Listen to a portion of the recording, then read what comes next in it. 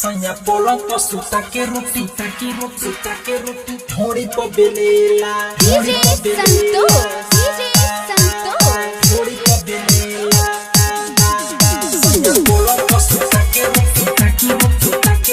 ढोड़ी पर बेलेला सैया पलंग पर सुता के रोटी ढोड़ी पर बेलेला सैया पलंग पर सुता के रोटी ढोड़ी पर बेलेला कोई से बताई लागता शरम कोई से बताई लागता शरम चढ़ली जवानी हमर हो जाता गरम चिप्स ताके दिया ताके दर्द बड़ी देला सैया पलंग पर सुता के रोटी ढोड़ी पर बेलेला सैया पलंग पर सुता के रोटी ढोड़ी पर बेलेला कोई से बताई लागता शरम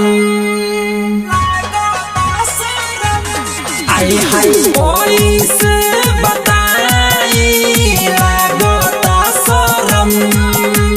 चढ़ली जवानी हमर हो जाता गरम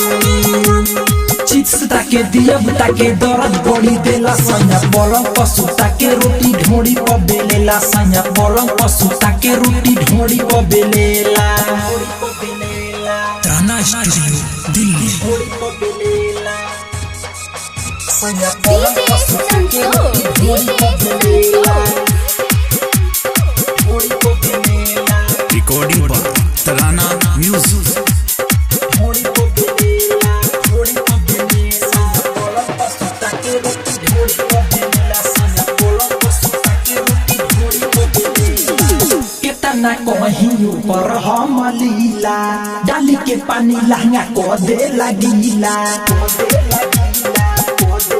आए हाय केतना कहीं ऊपर हम लीला डाली के पानी लहंगा को दे लगीला डरे न कुछ ओकरा से बोली रोटी फुलावता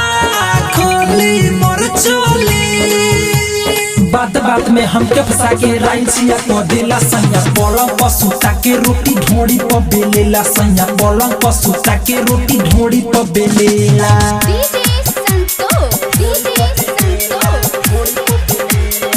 सैया पलंग पर सुता के रोटी ढोड़ी पर बेलेला सैया पलंग पर सुता के रोटी ढोड़ी पर बेलेला जखमी जयराम से रही परेशान हो ढोड़ी पयाटा कर देता जियान हो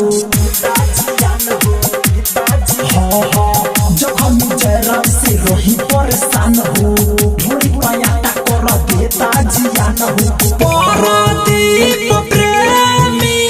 मुरारी अनमोल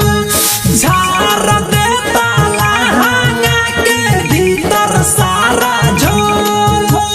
सारी रात करेला लीला सुते नहीं देला सैया पलंग पर सुता के रोटी ढोड़ी पर बेलेला सैया पलंग पर सुता के रोटी ढोड़ी पर बेलेला सैया पलंग पर सुता के रोटी ढोड़ी पर